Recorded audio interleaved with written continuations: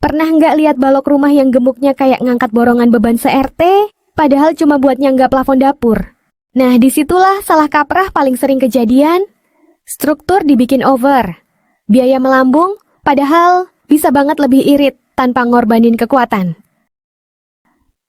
Rahasianya? Bukan di beton mahal atau besi segunung, tapi di trik tukang cerdas. Simak detail ya, jangan ada ketinggalan. Di sini kita bongkar cara bikin balok, irit ala tukang profesional. Nggak cuma kuat, tapi juga bikin dompet tetap senyum lebar. Jadi begini bos, kalau kita ngomongin bangun rumah tingkat, ya, yang paling sering bikin dompet deg-degan tuh urusan struktur, khususnya balok sama kolom. Nah, saya mau cerita dikit, semacam rahasia dapur tukang soal gimana caranya bikin balok lebih irit tapi tetap kuat dan gagah berdiri. Pertama-tama, kita mesti sadar satu hal. Balok makin panjang bentangnya, makin mahal ongkosnya. Loh, kok bisa? Begini, kalau kolomnya dipasang jauh-jauh, misalnya 5 meteran gitu, otomatis baloknya mesti panjang juga kan? Nah, balok yang panjang itu perlu ukuran lebih gede, besi lebih banyak, dan kadang sampai butuh bekisting yang ngisep biaya lebih banyak dari mantan pas minta balikan. Tapi, kalau kolomnya dibikin lebih rapat, misalnya tiap 3 meter, baloknya juga jadi lebih pendek. Dan itu artinya, balok bisa pakai ukuran lebih kecil, besi tulangannya lebih sedikit, beton yang dipakai juga nggak seember-ember, dan waktu ngecor pun jadi cepat, tukang senyum lagi. Ini semacam prinsip ekonomi tukang. Kolom rapat, balok hemat. Serius bos, lebih gampang mengatur distribusi beban dan struktur juga jadi lebih kaku. Maksudnya stabil, bukan keras kepala kayak kepala mandor hahaha. Tapi ya, ada dramanya juga bos. Semakin banyak kolom, makin ribet arsiteknya. Pak, kolomnya jangan di tengah ruang tamu dong, ganggu feng shui. Atau, kolomnya nongol di dapur, ntar panci saya mentok dong. Nah, di situ peran kita penting. Tukang harus bisa negosiasi sama gambar. Kadang kita akalin, kolom digeser dikit ke pojok atau ditanam di dalam dinding. Yang penting jarak antar kolom tetap pendek biar baloknya nggak usah kayak jembatan layang. Dan ingat, struktur yang efisien itu bukan yang gede-gedean, tapi yang pas. Yang kuat nahan beban, irit bahan, dan tetap cakep dilihat. Pokoknya kalau struktur rumah itu kayak badan manusia, maka kolom itu tulang punggung, balok itu tulang rusuk. Jangan kasih tulang rusuk sepanjang hati yang disakiti. Hehe. Jadi kesimpulannya, kalau mau bangun rumah bertingkat yang kuat tapi nggak bikin kantong jebol, rapatkan jarak kolom. Biarkan balok bernapas lega dengan beban ringan. Tukang senang, insinyur tepuk tangan, dan dompet tetap aman. Nah, waktu kita udah beres ngatur kolom biar rapet, barulah kita ngobrolin baloknya sendiri. Ini juga ada dramanya, bos. Bikin balok itu ibarat bikin kue lapis harus pas takarannya. Kalau kebanyakan, mahal. Kalau kurang, ambruk. Dan jangan salah pasang besi tulangan, bisa-bisa baloknya kayak wafer kena beban kulkas 2 pintu.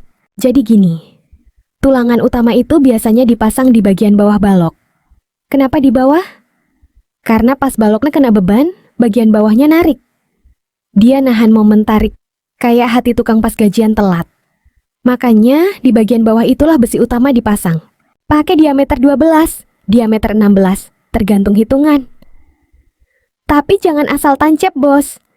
Kadang ada tukang baru yang pasang besi di atas semua. Katanya biar rapih. Rapi apaan? Itu bukan karpet, bang. Langsung saya omelin waktu itu. Sampai dia diam ngelus helm. Terus, jangan lupakan sengkang. Si spiral kecil-kecil yang muter di sekeliling besi utama itu loh. Fungsinya buat nahan geser. Biar balok nggak robek di bagian ujung waktu nahan beban. Bayangin kayak balok tuh mau patah. Nah, sengkang itu yang kayak pelukannya, nahan dia biar tetap utuh. Biasanya jaraknya makin rapat di dekat ujung balok, soalnya momen dan gaya geser paling gede di situ. Kalau bagian tengah bisa agak renggang dikit, tapi tetap harus sesuai aturan. Jangan asal copas dari proyek sebelah.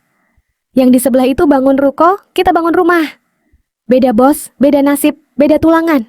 Oh iya, waktu itu saya pernah disuruh ngecek bangunan teman saya.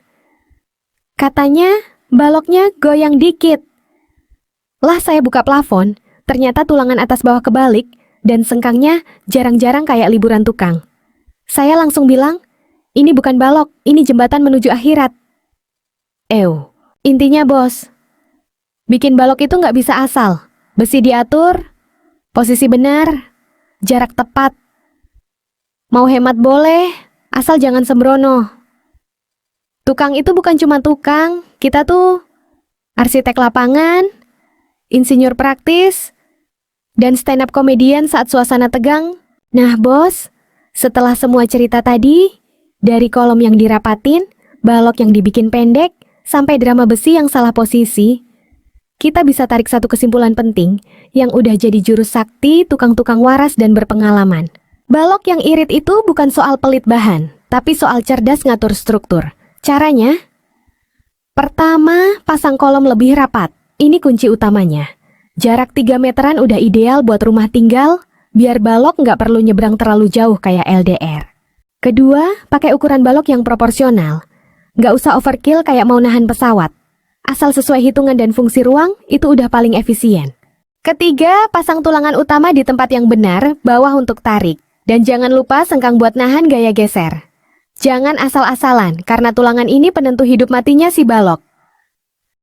Keempat, koordinasi sama arsitek juga penting. Biar kolom bisa numpang di dinding, dan balok nggak nongol kayak benjolan di plafon. Hemat plus estetis equals win-win. Terakhir, tukang harus melek gambar dan paham prinsip. Jangan cuma ikut-ikutan, tapi ngerti kenapa harus begini dan begitu. Ingat, bos. Hemat itu bukan ngirit bahan sampai ambrol, tapi ngatur strategi supaya struktur tetap kuat, aman, dan nggak bikin kantong bolong. Dan paling penting, kalau tukang dan insinyur bisa satu suara, insya Allah rumah berdiri tegak, dompetnya tetap sehat, dan mertua pun tersenyum waktu mampir ke rumah. Gitu bos, balok irit, bisa, asal kita mainnya pinter.